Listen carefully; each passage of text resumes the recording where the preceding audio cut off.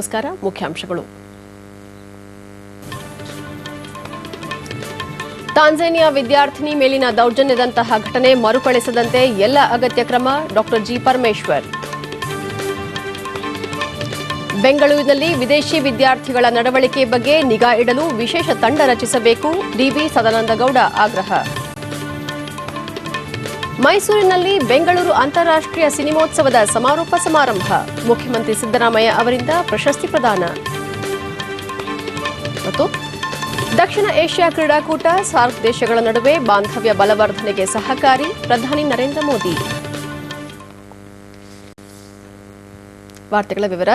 Tanzania ಮೂಲದ ವಿದ್ಯಾರ್ಥಿನಿ ಮೇಲೆ ನಡೆದ ದೌರ್ಜನ್ಯ ಘಟನೆ ಹಿನ್ನೆಲೆಯಲ್ಲಿ ಭಾರತದಲ್ಲಿ ತಾಂಜಾನಿಯಾದ ರಾಯಭಾರಿ ಜಾನ್ ಡಬ್ಲ್ಯೂಎಚ್ ಕಿಜಜ್ಜಿ ಹಾಗೂ ವಿದೇಶಾಂಗ ವ್ಯವಹಾರಗಳ ಸಚಿವಾಲಯದ ಅಧಿಕಾರಿಗಳನ್ನು ಒಳಗೊಂಡ ತಂಡ ಬೆಂಗಳೂರಿಗಿಂದು ಆಗಮಿಸಿ ವಿಧಾನಸೌಧದಲ್ಲಿ ಗೃಹ ಸಚಿವ ಡಾಕ್ಟರ್ ಜಿ ಪರಮೇಶ್ವರ್ ಅವರೊಂದಿಗೆ ಸಭೆ ನಡೆಸಿತು. ನಂತರ ಡಾಕ್ಟರ್ ಪರಮೇಶ್ವರ್ ಘಟನೆಯ ಪೂರ್ಣ ವಿವರವನ್ನು ನಿಯೋಗಕ್ಕೆ ನೀಡಿದ್ದು, ರಾಜ್ಯ ಸರ್ಕಾರ ಕೈಗೊಂಡಿರುವ ಕ್ರಮಗಳನ್ನು ಮನಗಾಣಿಸಿಕೊಳ್ಳಲಾಗಿದೆ.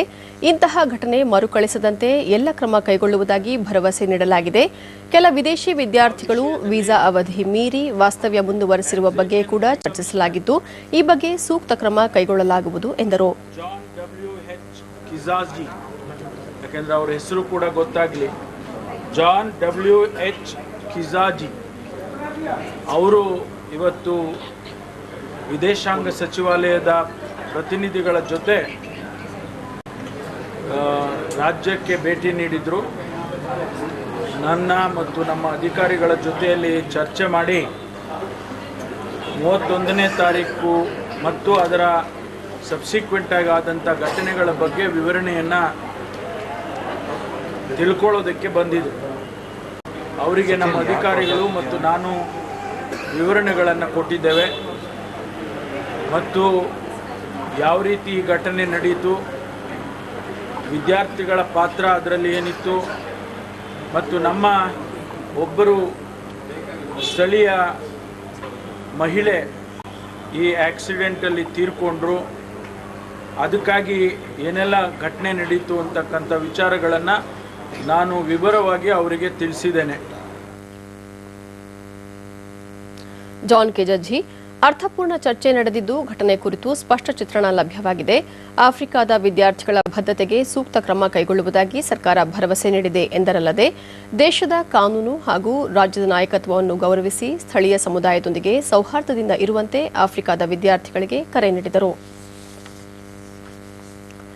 ಬೆಂಗಳೂರಿನಲ್ಲಿ ತಾಂಜಾನಿಯಾ ಮೂಲದ ವಿದ್ಯಾರ್ಥಿನಿ ಮೇಲೆ ನಡೆದಿದೆ ಎನ್ನಲಾದ ದೌರ್ಜನ್ಯ ಘಟನೆ ಕುರಿತು ಸತ್ಯಾಂಶ ತಿಳಿಯಲು ಕೇಂದ್ರ ಸರ್ಕಾರ ಮಧ್ಯಪ್ರವೇಶಿಸಬೇಕು ಎಂದು ಕೇಂದ್ರ ಕಾನೂನು ಸಚಿವ ಡಿವಿ ಸದಾನಂದಗೌಡ ಬೆಂಗಳೂರಿನಲ್ಲಿಂದು ಹೇಳಿದ್ದಾರೆ. ಅವರು ಸುಡಾನ್ ವಿದ್ಯಾರ್ಥಿ ಚಲಾಯಿಸುತ್ತಿದ್ದ ಕಾರು ಡಿಕ್ಕಿ ಹೊಡೆದ ಪರಿಣಾಮ ಮೃತಪಟ್ಟ ಮಹಿಳೆಯ ಕುಟುಂಬವನ್ನು ಭೇಟಿ ಮಾಡಿದ ಬಳಿಕ ಸುದ್ದಿಗಾರರೊಂದಿಗೆ ಕೆಲ ವಿದೇಶಿ ವಿದ್ಯಾರ್ಥಿಗಳ ನಡವಳಿಕೆ ಬಗ್ಗೆ ಸ್ಥಳೀಯರು ದೂರು ನೀಡಿದರೂ ರಾಜ್ಯ ಸರ್ಕಾರ ಯಾವುದೇ ಕ್ರಮ ಕೈಗೊಂಡಿಲ್ಲ. ಈ ಬಗ್ಗೆ ನಿಗಾ ಇಡಲು ಸರ್ಕಾರ ವಿಶೇಷ ತಂಡ ರಚಿಸಬೇಕು ಎಂದು ಆಗ್ರಹಿಸಿದರು. ವೀಸಾ ಅವಧಿ ಮುಗಿದ ಬಳಿಕ ನಗರದಲ್ಲಿ 1,000ಕ್ಕೂ ಹೆಚ್ಚು ವಿದ್ಯಾರ್ಥಿಗಳು ವಾಸ್ತವ್ಯ ಮುಂದುವರೆಸಿರುವುದು ತಮ್ಮ ಗಮನಕ್ಕೆ ಬಂದಿದೆ.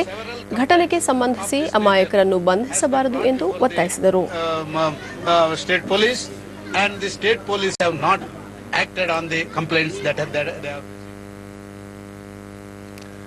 ವಿದೇಶಿ ವಿದ್ಯಾರ್ಥಿನಿ ಮೇಲೆ ನಡೆದ ದೌರ್ಜನ್ಯ ಖಂಡಿಸಿ ಬಿಜೆಪಿ ಮಹಿಳಾ ಮೋರ್ಚಾ ವತಿಯಿಂದ ಬೆಂಗಳೂರಿನಲ್ಲಿಂದು ಪ್ರತಿಭಟನೆ ನಡೆಸಲಾಯಿತು. ಮಹಿಳಾ ಮೋರ್ಚಾ ಉಪಾಧ್ಯಕ್ಷೆ ಗೀತಾ ವಿವೇಕಾನಂದ, ಬೆಂಗಳೂರಿನಲ್ಲಿ ವಿದೇಶಿ ಮಹಿಳೆಯರು ಸೇರಿದಂತೆ ಇತರರಿಗೆ ರಕ್ಷಣೆ ಇಲ್ಲದಂತಾಗಿದೆ.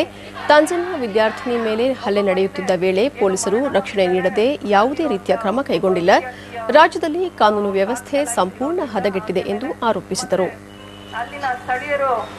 ರೊಚ್ಚಿಗೆದ್ದು ಆ ಒಂದು ಸಂದರ್ಭದಲ್ಲಿ ಅವರು ರೊಚ್ಚಿಗೆದ್ದು ಆ ಘಟನೆಗೆ ಸಂಬಂಧನೇ ಇಲ್ಲದೆ ಇರುವಂತ ತಾಂಜಾನಿಯಾ ವಿದ್ಯಾರ್ಥಿ ಮೇಲೆ ಹಲ್ಲೆ ಮಾಡಿ ಆಕೆಯನ್ನ ವಿವಸ್ತ್ರಗೊಳಿಸಿ ಅಟ್ಟಾಡಿಸಿ ಆಕೆಯನ್ನ ಅಟ್ಯಾಕ್ ಮಾಡಿರುವಂತ ಒಂದು ವಿಷಯವನ್ನ ನಾವು ಖಂಡಿಸಿ ಮಹಿಳಾ ಮೈಸೂರಿನ ಅರಮನೆ ಮೈದಾನದಲ್ಲಿಂದು ನಡೆದ 8ನೇ ಬೆಂಗಳೂರು ಅಂತಾರಾಷ್ಟ್ರೀಯ ಸಿನಿಮೋತ್ಸವದ ಸಮಾರೋಪ ಸಮಾರಂಭದಲ್ಲಿ ಏಷ್ಯನ್, ಭಾರತೀಯ ಹಾಗೂ ಕನ್ನಡ ವಿಭಾಗದಲ್ಲಿ ಅತ್ಯುತ್ತಮ ಪ್ರಶಸ್ತಿಗೆ ಆಯ್ಕೆಯಾದ ಚಿತ್ರಗಳಿಗೆ ಮುಖ್ಯಮಂತ್ರಿ ಸಿದ್ದರಾಮಯ್ಯ ಪ್ರಶಸ್ತಿ ಪ್ರದಾನ ಮಾಡಿದರು.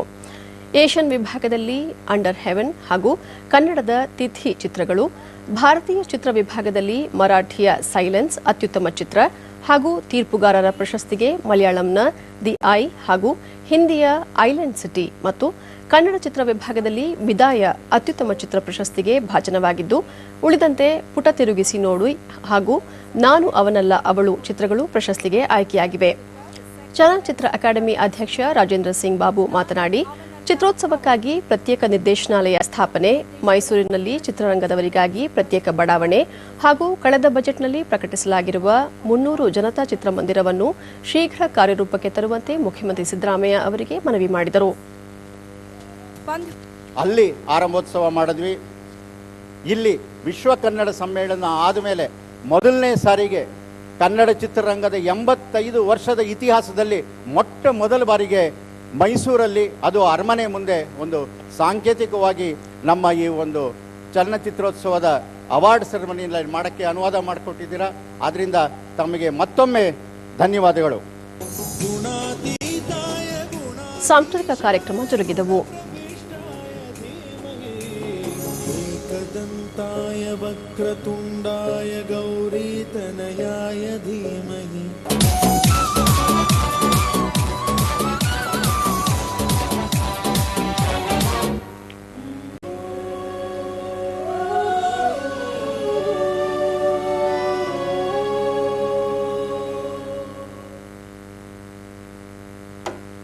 ಸಚಿವರಾದ ಆರ್ ರೋಷನ್ ಬೇಗ್, ಅಂಬರೀಶ್, ಎಚ್ಎಸ್ ಮಹದೇವ್ ಪ್ರಸಾದ್ ಸೇರಿದಂತೆ ಅನೇಕ ಗಣ್ಯರು ಪಾಲ್ಗೊಂಡಿದ್ದರು.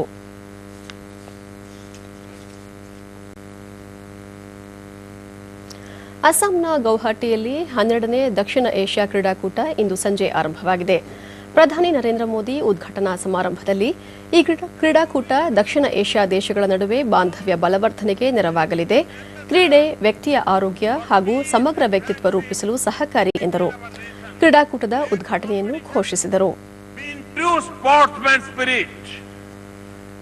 May the best win. And now I declare the 12th South Asian Games open. Thank you very much.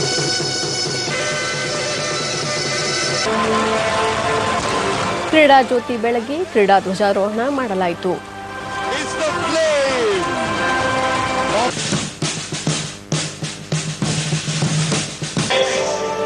So it has got the rainbow colors, it's got that rising sun, which if you might remember for the Olympic Council of Asia, that Abad in 2004, Colombo 2006 and the last time at Dhaka.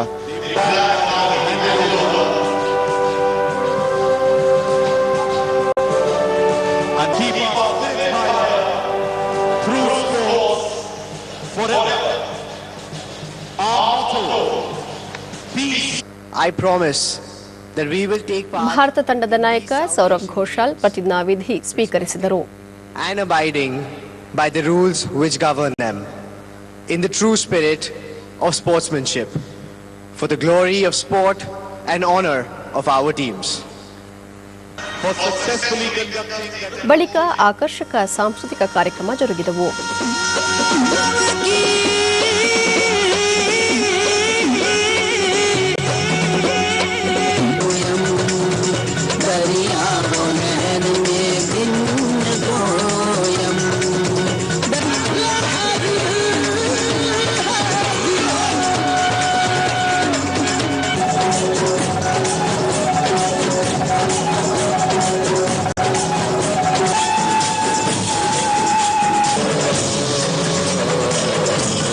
आगमन जो कि baby rhino है. ಇದಕ್ಕೂ ಮುನ್ನ ಕ್ರೀಡಾಪಟುಗಳ ಪಥಸಂಚಲನ ನಡೆಯಿತು.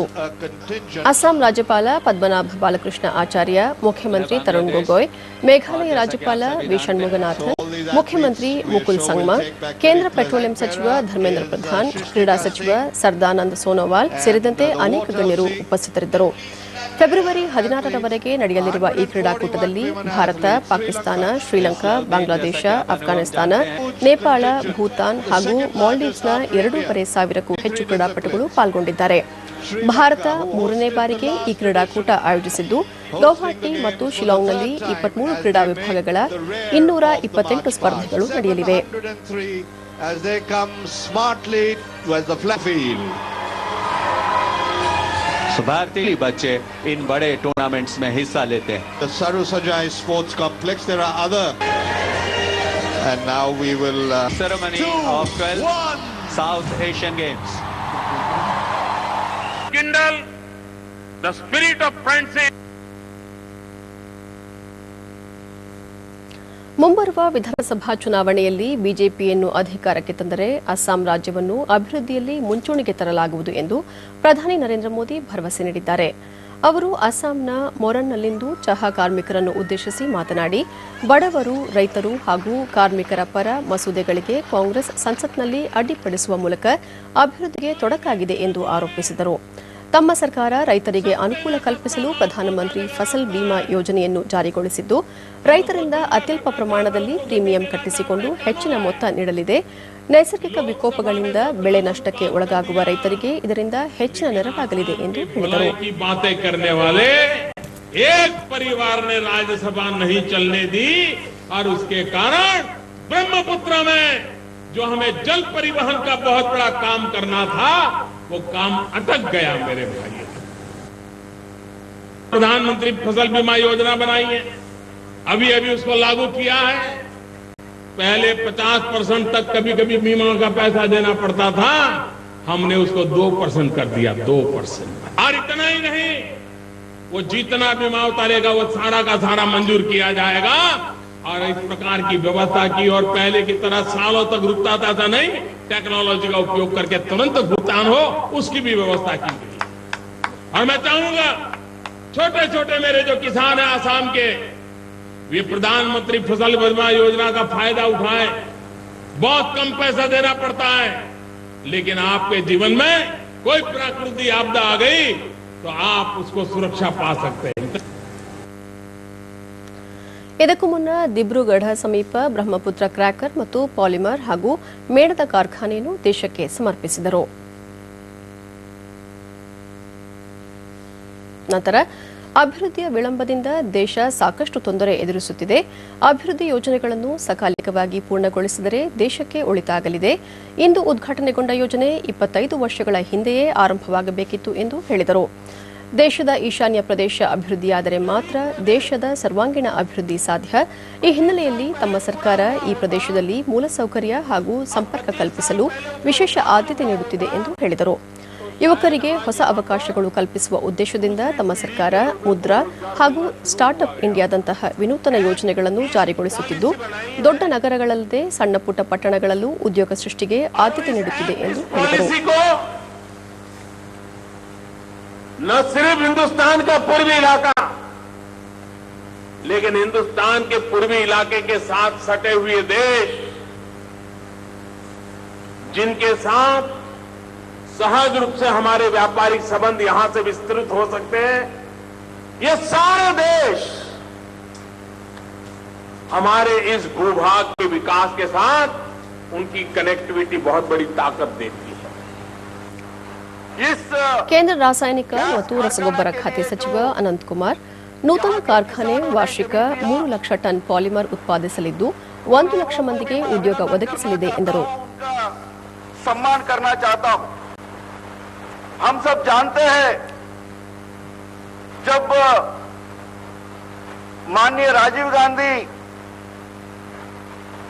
भारत के प्रधानमंत्री हुआ करते थे, तब यहां के विशाल आंदोलन के कारण असम समझौता हुआ था। उस असम समझौते में एक गैस कारखाना बनाने का अकार्ड हो गया था, समझौता हो गया था। राजीव गांधी जी ने जो भरोसा दिया था, उस भरोसा को माननीय नरेंद्र भाई मोदी जी ने पूरा किया। इसलिए नरेंद्र भाई मोदी जी को मैं धन्यवाद देना चाहूंगा। ಶಿವರಾತ್ರೀಶ್ವರ ಶಿವಯೋಗಿಗಳ ಜಾತ್ರಾ ಮಹೋತ್ಸವದ ಅಂಗವಾಗಿ ಮೈಸೂರು ಜಿಲ್ಲೆಯ ಸುತ್ತೂರಿನಲ್ಲಿಂದು ಹಮ್ಮಿಕೊಂಡಿದ್ದ ವಸ್ತು ಪ್ರದರ್ಶನ ಮತ್ತು ಕೃಷಿ ಮೇಳವನ್ನು ಮುಖ್ಯಮಂತ್ರಿ ಸಿದ್ದರಾಮಯ್ಯ ಉದ್ಘಾಟಿಸಿದರು. ಬಳಿಕ ಶಿವರಾತ್ರೀಶ್ವರ ದೇಶಿಕೇಂದ್ರ ಸ್ವಾಮೀಜಿ, ಸಹಕಾರ ಸಚಿವ ಎಚ್ಎಸ್ ಮಹದೇವ್ ಪ್ರಸಾದ್, ಸಂಸದ ಧ್ರುವನಾರಾಯಣ್ ಅವರೊಂದಿಗೆ ಕೃಷಿ ಸಂಬಂಧಿಸಿದ ಛಾಯಾಚಿತ್ರಗಳ ಪ್ರದರ್ಶನ ವೀಕ್ಷಿಸಿದರು. ನಂತರ ನಡೆದ ಸಭಾ ಕಾರ್ಯಕ್ರಮದಲ್ಲಿ ಕೃಷಿ ಮಾರುಕಟ್ಟೆಯಲ್ಲಿ ಮಧ್ಯವರ್ತಿಗಳು ಮತ್ತು ದಲ್ಲಾಳಿಗಳ ಹಾವಳಿಯನ್ನು ತಡೆಗಟ್ಟುವ ಜೊತೆಗೆ ರೈತರು ಬೆಳೆದ ಬೆಳೆಗೆ ತಾವೇ ಬೆಲೆ ನಿಗದಿ ಮಾಡಲು ಸಹಕರಿಸುವುದಾಗಿ ಹೇಳಿದರು. ಇವತ್ತು 100ಕ್ಕೂ ಹೆಚ್ಚು ಕೃಷಿ ಮಾರುಕಟ್ಟೆಗಳಲ್ಲಿ ಇದನ್ನು ಮಾಡಿದ್ದೀವಿ. ಮಧ್ಯವರ್ತಿಗಳ ಹಾವಳಿ ತಪ್ಪಬೇಕು, ದಲ್ಲಾಳಿಗಳ ಹಾವಳಿ ತಪ್ಪಬೇಕು. ರೈತರು ಬೆಳೆದ ಬೆಳೆಗೆ ತಾವೇ ಬೆಲೆ ನಿಗದಿ ಮಾಡಬೇಕು ಎನ್ನುವ ಉದ್ದೇಶದಿಂದ ರಾಜ್ಯದ 100ಕ್ಕೂ ಹೆಚ್ಚು ಕೃಷಿ ಮಾರುಕಟ್ಟೆಗಳಲ್ಲಿ ಆನ್ಲೈನ್ ಮಾರಾಟ ವ್ಯವಸ್ಥೆ ಜಾರಿಗೊಳಿಸಲಾಗಿದೆ. ಪ್ರಯೋಗಾಲಯದಲ್ಲಿ ಆಗುತ್ತಿರುವ ಆವಿಷ್ಕಾರಗಳು ರೈತರಿಗೆ ತಲುಪುವಂತಾಗಬೇಕು. ಜೊತೆಗೆ ನ್ಯೂನತೆಗಳಿದ್ದರೆ ಮತ್ತೆ ಸರಿಪಡಿಸುವ ಕೆಲಸ ಆಗಬೇಕು. ಆಗ ಮಾತ್ರ ಕೃಷಿಯಲ್ಲಿ ಹೊಸ ಬದಲಾವಣೆ ತರಲು ಸಾಧ್ಯ ಎಂದರು. ಮತ್ತೆ ಅದರಲ್ಲಿರ್ತಕ್ಕಂಥ ನ್ಯೂನತೆಗಳನ್ನು ಪತ್ತೆ ಹಚ್ಚಿ ಮತ್ತೆ ಲ್ಯಾಬ್ನಲ್ಲಿ ಅದಕ್ಕೆ ಪರಿಹಾರ ಆಗಬೇಕು. ಪ್ರಗತಿಪರ ರೈತರಿಗೆ ಧ್ರುವನಾರಾಯಣ್ ಪ್ರಶಸ್ತಿ ನೀಡಿ ಗೌರವಿಸಿದರು. ಬೆಂಗಳೂರಿನಲ್ಲಿಂದು ನಿಧನರಾದ ಹಿರಿಯ ಸಾಹಿತಿ ಸಾಶಿ ಮರುಳಯ್ಯ ಅವರ ನಿವಾಸಕ್ಕೆ ಅನೇಕ ಗಣ್ಯರು ಹಾಗೂ ಸಾಹಿತಿಗಳು ಭೇಟಿ ನೀಡಿ ಪಾರ್ಥಿವ ಶರೀರದ ಅಂತಿಮ ದರ್ಶನ ಪಡೆದರು. ಸಾಶಿ ಮರುಳಯ್ಯ ಅವರ ನಿಧನಕ್ಕೆ ಸಾಹಿತಿಗಳಾದ ಸಿದ್ದಲಿಂಗಯ್ಯ, ಡಾ ಜಿ ಚಿದಾನಂದಮೂರ್ತಿ, ಗೋರು ಚನ್ನಬಸಪ್ಪ ಹಾಗೂ ನರಹಳ್ಳಿ ಬಾಲಸುಬ್ರಹ್ಮಣ್ಯ ಶೋಕ ವ್ಯಕ್ತಪಡಿಸಿ ಸಾಧನೆ ಸ್ಮರಿಸಿದರು.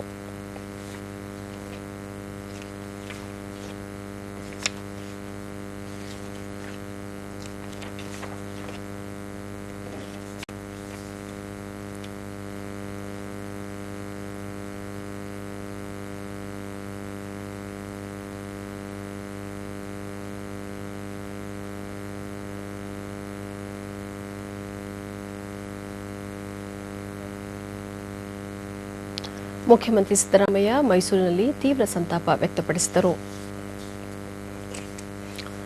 ಏಷ್ಯಾ ಕಪ್ ಹಾಗೂ ಟಿ20 ವಿಶ್ವಕಪ್ ಪಂದ್ಯಾವಳಿಗೆ ಮಹೇಂದ್ರ ಸಿಂಗ್ ಧೋನಿ ನಾಯಕತ್ವದಲ್ಲಿ 15 ಮಂದಿಯನ್ನೊಳಗೊಂಡ ಭಾರತ ಕ್ರಿಕೆಟ್ ತಂಡವನ್ನು ದೆಹಲಿಯಲ್ಲಿಂದು ಪ್ರಕಟಿಸಲಾಗಿದೆ.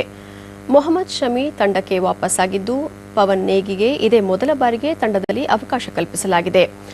ಸಭೆ ಬಳಿಕ ವಿವರ ನೀಡಿದ ಬಿಸಿಸಿಐ ಕಾರ್ಯದರ್ಶಿ ಅನುರಾಗ್ ಠಾಕೂರ್, ಏಷ್ಯಾ ಕಪ್ ಹಾಗೂ ಟಿ20 ವಿಶ್ವಕಪ್ ಪಂದ್ಯಾವಳಿಗೆ ಮಹೇಂದ್ರ ಸಿಂಗ್ ಧೋನಿ ನಾಯಕರಾಗಿ ತಂಡವನ್ನು ಮುನ್ನಡೆಸಲಿದ್ದು, ಉಳಿದಂತೆ ವಿರಾಟ್ ಕೊಹ್ಲಿ, ರೋಹಿತ್ ಶರ್ಮಾ, ಶಿಖರ್ ಧವನ್, ಸುರೇಶ್ ರೈನಾ, ಯುವರಾಜ್ ಸಿಂಗ್, ಹರ್ಭಜನ್ ಸಿಂಗ್, ಅಜಿಂಕ್ಯ ರಹಾನೆ, ಆಶಿಶ್ ನೆಹ್ರಾ, ಆರ್ ಅಶ್ವಿನ್, ರವೀಂದ್ರ ಜಡೇಜಾ, ಹಾರ್ದಿಕ್ ಪಾಂಡ್ಯ, ಮೊಹಮ್ಮದ್ ಶಮಿ, ಜಸ್ಪ್ರೀತ್ ಬುಮ್ರಾ ಹಾಗೂ ಪವನ್ ನೇಗಿ ಅವರನ್ನು ಆಯ್ಕೆ ಮಾಡಲಾಗಿದೆ ಎಂದು ಹೇಳಿದರು.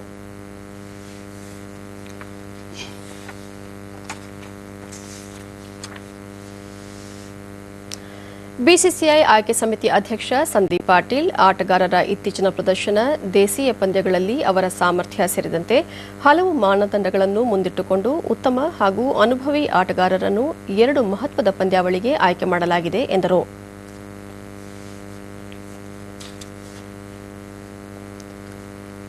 ಈಗ ಕೊನೆಯಲ್ಲಿ ಮತ್ತೊಮ್ಮೆ ಮುಖ್ಯಾಂಶಗಳು. ತಾಂಜೇನಿಯಾ ವಿದ್ಯಾರ್ಥಿನಿ ಮೇಲಿನ ದೌರ್ಜನ್ಯದಂತಹ ಘಟನೆ ಮರುಕಳಿಸದಂತೆ ಎಲ್ಲ ಅಗತ್ಯ ಕ್ರಮ, ಡಾ ಜಿ ಪರಮೇಶ್ವರ್. ಬೆಂಗಳೂರಿನಲ್ಲಿ ವಿದೇಶಿ ವಿದ್ಯಾರ್ಥಿಗಳ ನಡವಳಿಕೆ ಬಗ್ಗೆ ನಿಗಾ ಇಡಲು ವಿಶೇಷ ತಂಡ ರಚಿಸಬೇಕು, ಡಿವಿ ಸದಾನಂದಗೌಡ ಆಗ್ರಹ. ಮೈಸೂರಿನಲ್ಲಿ ಬೆಂಗಳೂರು ಅಂತಾರಾಷ್ಟ್ರೀಯ ಸಿನಿಮೋತ್ಸವದ ಸಮಾರೋಪ ಸಮಾರಂಭ, ಮುಖ್ಯಮಂತ್ರಿ ಸಿದ್ದರಾಮಯ್ಯ ಅವರಿಂದ ಪ್ರಶಸ್ತಿ ಪ್ರದಾನ. ದಕ್ಷಿಣ ಏಷ್ಯಾ ಕ್ರೀಡಾಕೂಟ, ಸಾರ್ಕ್ ದೇಶಗಳ ನಡುವೆ ಬಾಂಧವ್ಯ ಬಲವರ್ಧನೆಗೆ ಸಹಕಾರಿ, ಪ್ರಧಾನಿ ನರೇಂದ್ರ ಮೋದಿ. ಇಲ್ಲಿಗೆ ಇಂದಿನ ವಾರ್ತಾ ಪ್ರಸಾರ ಮುಕ್ತಾಯವಾಯಿತು. ನಮ್ಮ ಮುಂದಿನ ವಾರ್ತಾ ಪ್ರಸಾರ ನಾಳೆ ಬೆಳಗ್ಗೆ 7:05 ಡಿಡಿ 1 ಹಾಗೂ ಚಾನಲ್ನಲ್ಲಿ. ನಮಸ್ಕಾರ.